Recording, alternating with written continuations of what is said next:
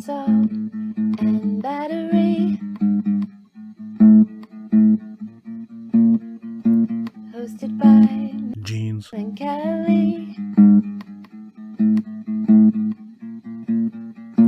Forget what you know.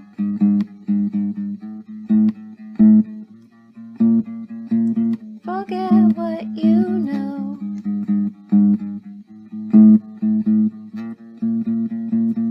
A Saul and Battery.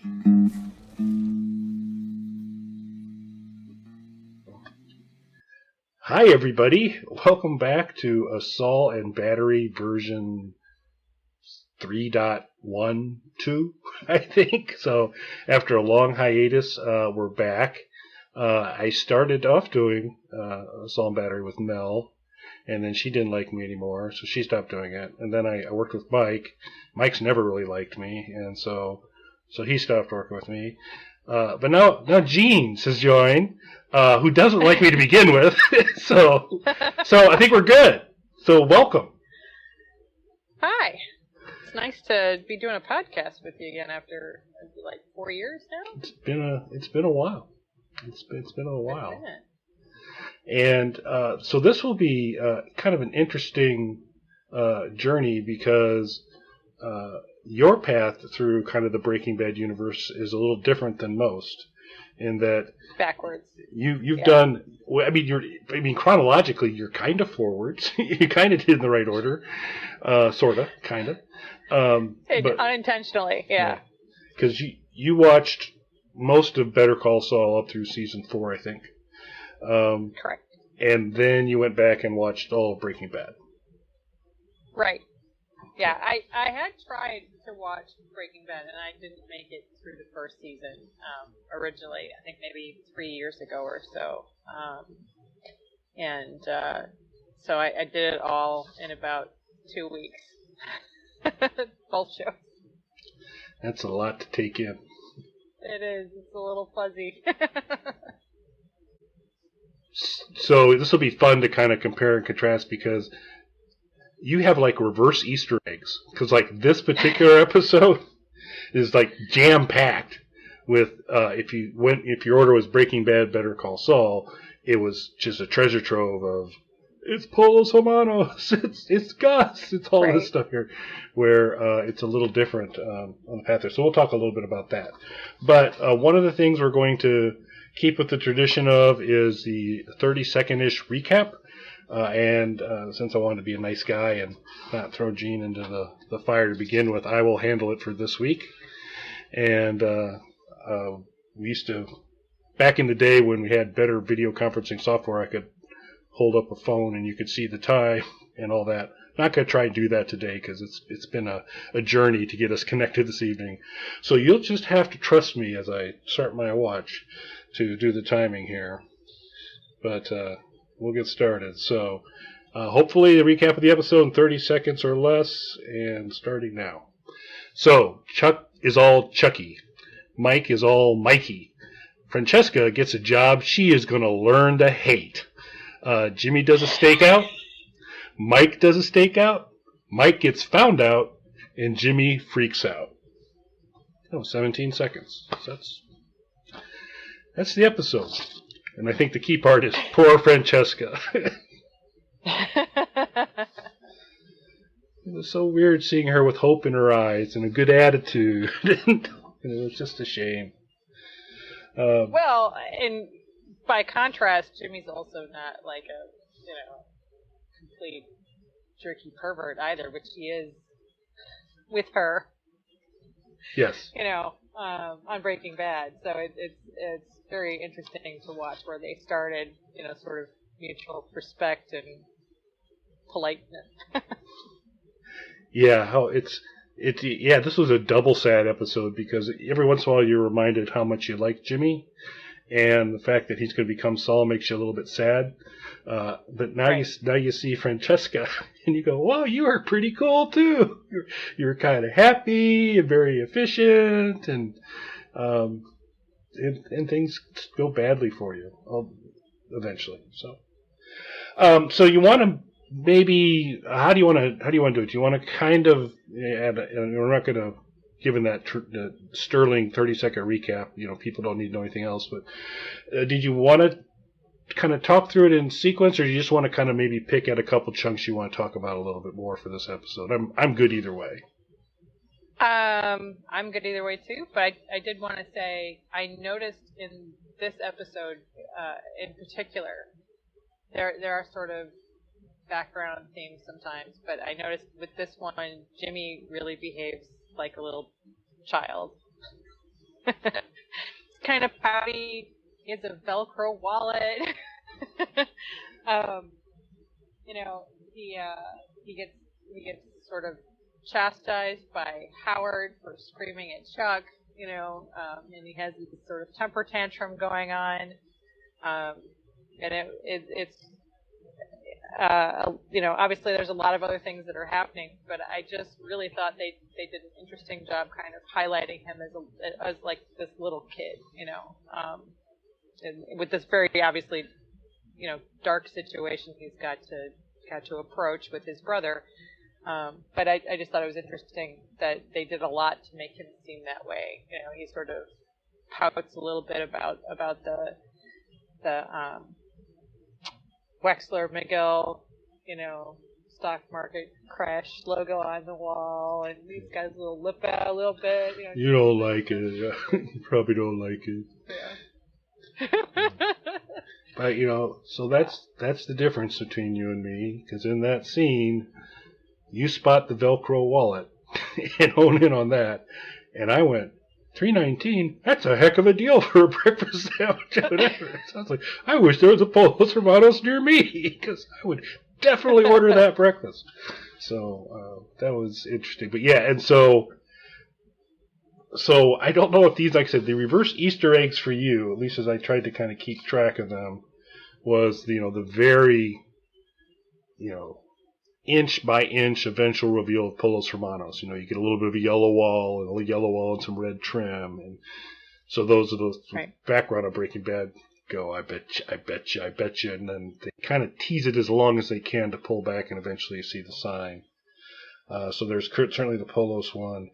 The DMV was interesting because apparently New Mexico, it's not called the DMV, it's called the MVR or something like that. MVD, yeah. Because in Breaking Bad, at one point, because Saul and Francesca are not getting along quite so well in the Breaking Bad universe, he tells her, keep it up and you'll go back to the DMV. So they I guess, put a little extra effort into retconning why he says DMV. Jimmy's like, well, I'm always going to say DMV. So that later in Breaking Bad, it's okay. So seemed like a lot of work to clean up one line of dialogue. Good continuity, though. That was good. Yep. Of course, Gus, being all Gussie in his very prim and proper type of thing. His was obviously a big reveal. Victor, huge in Breaking Bad. Meets an untimely end due to Gus at some point in time, but we get to see Victor kind of be the second driver, which was really, really cool.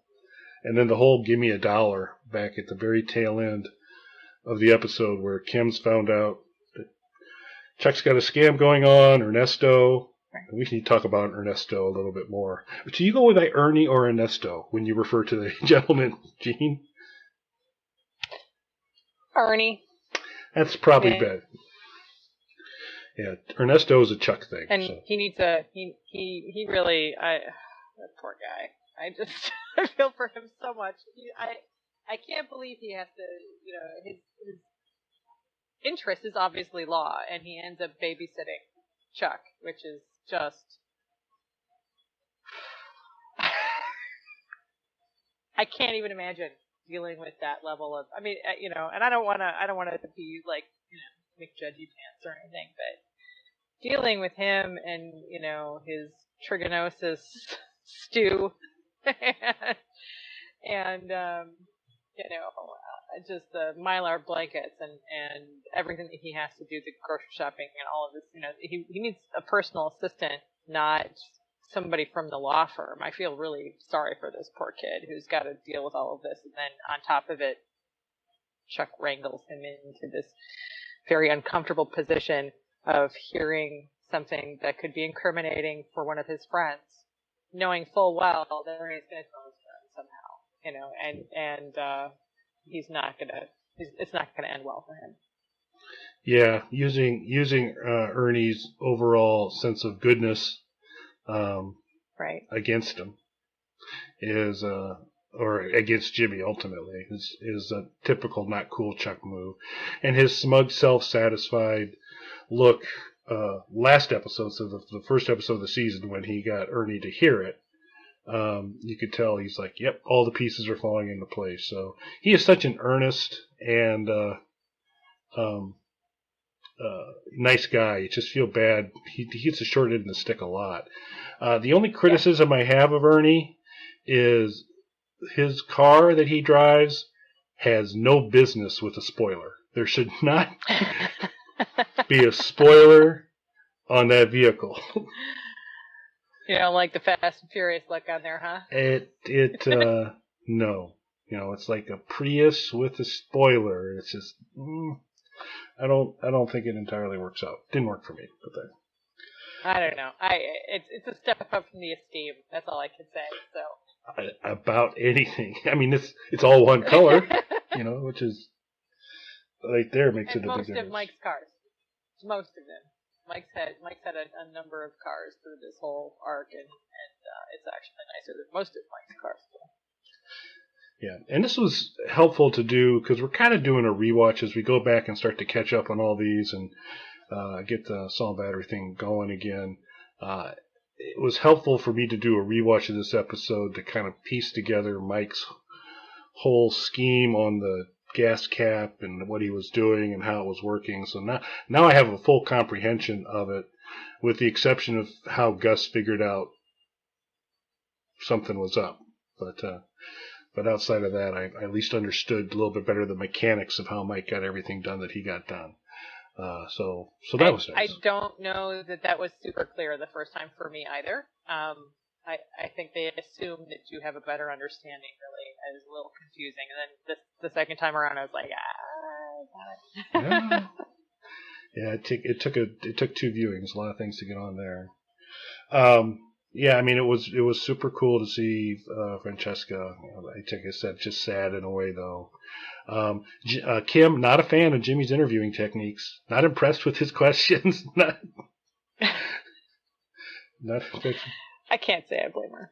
Yeah. But I mean, if you look, by the end of the episode, she asked Francesca to do something else, and then you see this smile on Kim's face, like, okay, she was actually good. Jimmy did something right. This was a good call. And then, of course, the wheels came off, but that's the way it goes from there. Well, the interviewing process, though, we have to say he does sort of embroidered pillow moment or his bumper sticker moment when he says perfection is an enemy of perfectly adequate. So that's why he's good. Yes.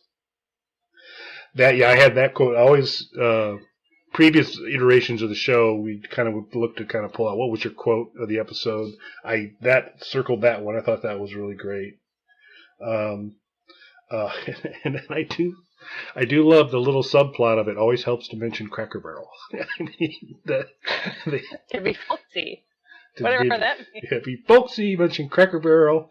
And then when she's talking to Mike, she's like, wow, this guy does not want to talk about Cracker Barrel. Which I don't see engaging Mike in a Cracker Barrel conversation as being a successful venture. No, which is why I think he calls her a pip. But. It's just the kind of thing Mike would do. That's kind of cool thing there. And it's funny because, he's so quiet in Better Call Saul, as opposed to, he's much more talkative. It was just sort of this odd comment, given his arc, this arc. Through Better Call Saul, he doesn't have a lot of commentary, a lot of sarcastic remarks. I mean, he's sort of, he does have some dry humor, oh great sort of moments, but he doesn't really tend to go out of his way to say things.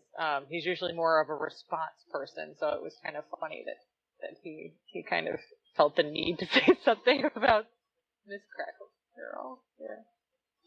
Yeah, well, he was, I mean, he's half of the first half of the show is him, and he's not saying a word, basically, almost in any of that whole section there. And then even just the long pauses, like, Jimmy goes, "I got your back." And there's just this huge, long, disinterested pause before you get kind of a great, just kind of a type of thing. But Jimmy earnestly wants to be Mike's best bud, and I don't think Mike's having it. No, you could tell he was really, like, doing Elder is really boring for him. This elder law situation is not his thing at all. I mean, he plays it well. He's extremely charming with these people, talking about photographs and flowers for different occasions that they've had, and you get these little moments of him with some of his elderly clients, and it's always very sweet. And he's saying things that I don't know that I would be creative enough to put enough effort in to really show these people how much I care about these little benign details of their lives that they're sharing with him. He's very good at it. But you see when he goes off with Mike that he's just bored out of his pants. Just does not want to be doing elder law at all. Con man to elder law is such a huge jump for him, and he's just ready to get in a little trouble, which obviously he does. Yeah. I cleared my whole morning. I can do this all day. Well, what's next? Let's go. Yeah.